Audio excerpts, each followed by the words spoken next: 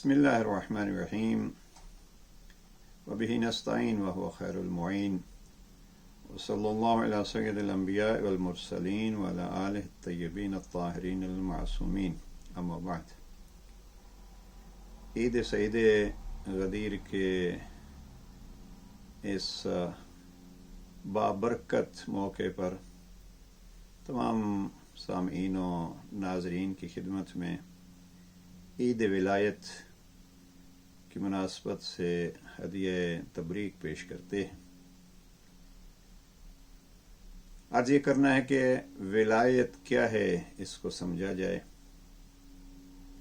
दो हिस्सों में अगर इसको तकसीम किया जाए, सूरह मुबारक माइदा कुरान मजीद का 5वां सूरा है।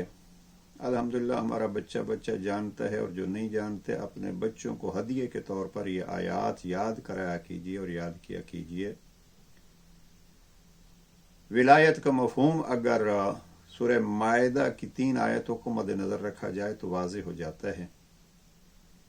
पहली आयत जो सूरह मुबारक माइदा की आयत 67 है, या अय्युहर रसूल बल्लिग मा उन्ज़िला इलैका मिर रब्बिक व लम तफ़अल फमा बल्लग़्त रिसालतह।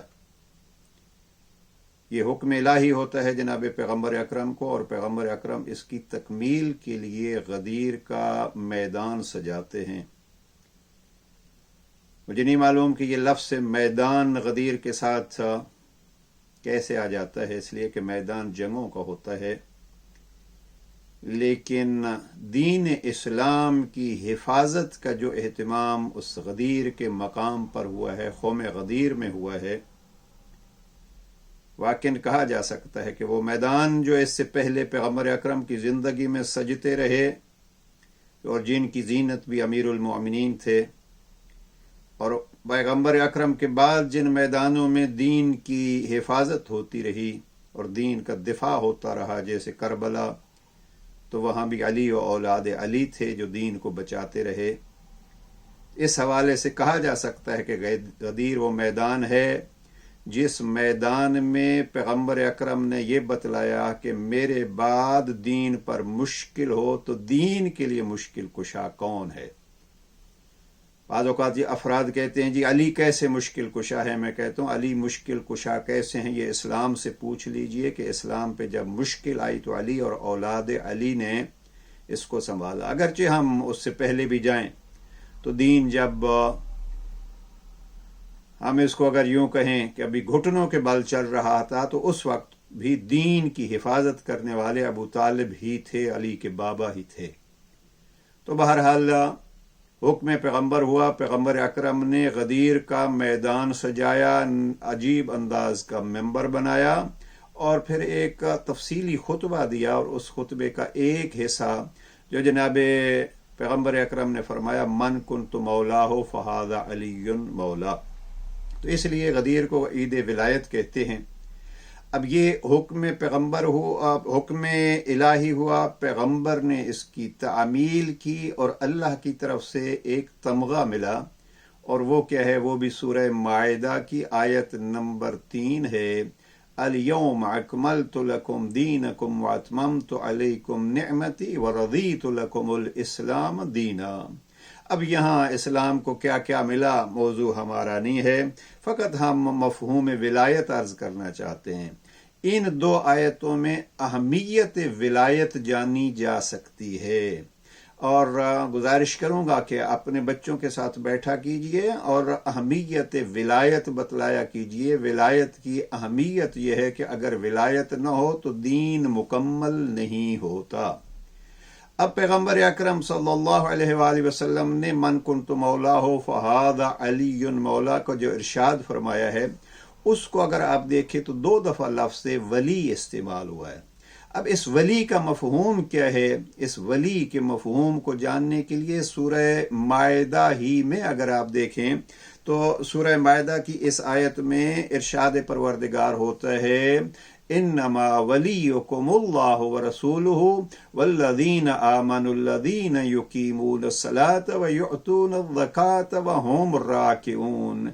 यहाँ 3 विलायतों का तज़किरा है।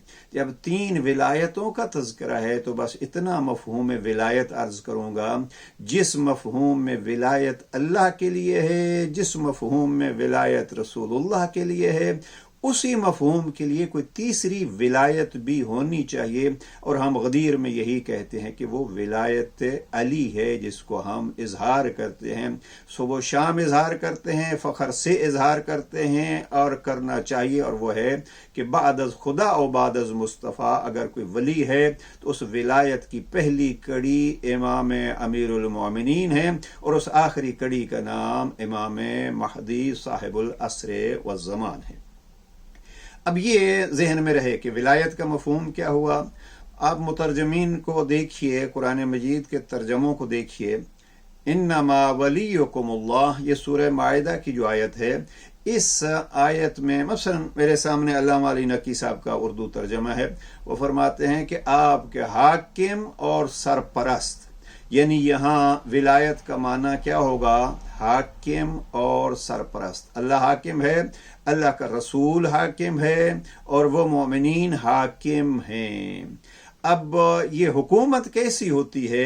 हुकूमत देखिए, बाज़ अफराद इसको अमर बिल मारूफ को हर हुक्मरान के लिए कहते हैं। उस हवाले से तो सबसे बड़ी हुकूमत जो है इस वक्त अमरीका की है। फिर हम कहेंगे कि वो वलीउल्लाह हैं या वो वली हैं। नहीं, वो जो अल्लाह के अहकाम के मुताबिक अल्लाह के बंदों पे हुकूमत करें और अल्लाह के बंदों की सरपरस्ती करें।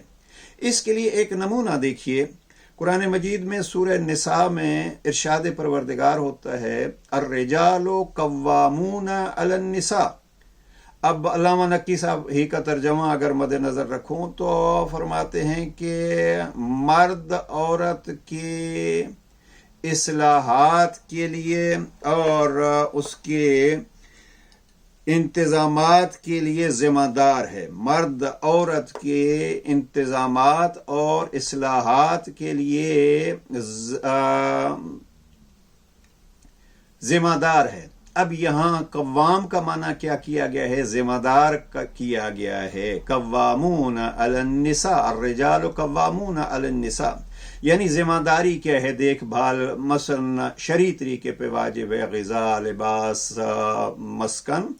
तो ये कव्वामून, खुलासा ये करूं कि विलायत का माना वो है जो रसूल और खुदा की तरह सरप्रस्त हुक्मरान हो या इंतजामात हो, इस्लाहात का देखने वाला हो, बेहतरी को मद्देनजर रखा हो। और इसके लिए 12 इमामों की विलायत के लिए नहजुल बलागा के खुतबा नंबर 150 में अमीरुल मोमिनीन फरमाते हैं, इन्नमल अइम्मतु कुव्वामुल्लाहि अला खल्के।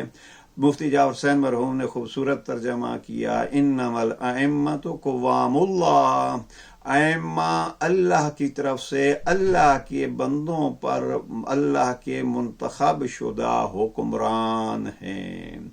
तो वली का माना होगा, अगर अल्लाह वली है, अल्लाह का रसूल वली है, अल्लाह की विलायत डायरेक्ट उसकी विलायत है और फिर उसने रसूल को और अइम्मा को विलायत दी। तो वली का मफहूम वो होगा, वो वली जिसकी जिंदगी का कोई एक लहजा अल्लाह या अल्लाह के रसूल के खिलाफ न गुजरे। वो ऐसा हुक्मरान होगा कि हम जैसों के लिए उसकी ताबेदारी, उसकी पैरवी और उसको हाकिम मानना ज़रूरी होगा। अभी यही माना होगा गदीर पे, मन कुन्तु मौला हो फ़हाज़ा अलीयुन मौला, जिसका मैं हाकिम और सरपरस्त हूँ, उसका अली हाकिम और सरपरस्त है।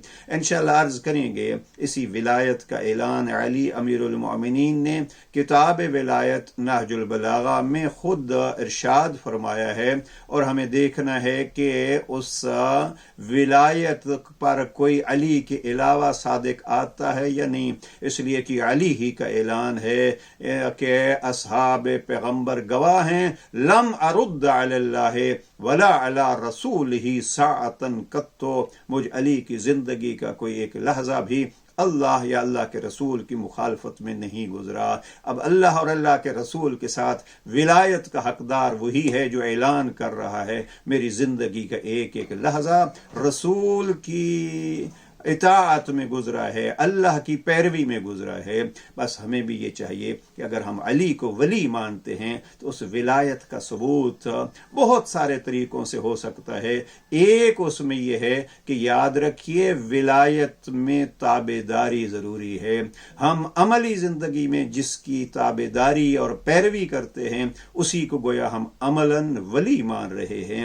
آئیے علی کو ولی مانے اس انداز میں جیسے جناب مالک اشتر مانتے ہیں کہ امام کے حکم کے بغیر نہ قدم آگے بڑھتا ہے اور نہ ہی تلواریں اس کے قدم کو آگے بڑھے تو روک سکتی ہیں، اس لیے کہ اس کے قدم بڑھتے ہیں یا رکتے ہیں تو اپنے ولی مولا علی کی اتباع و پیروی میں۔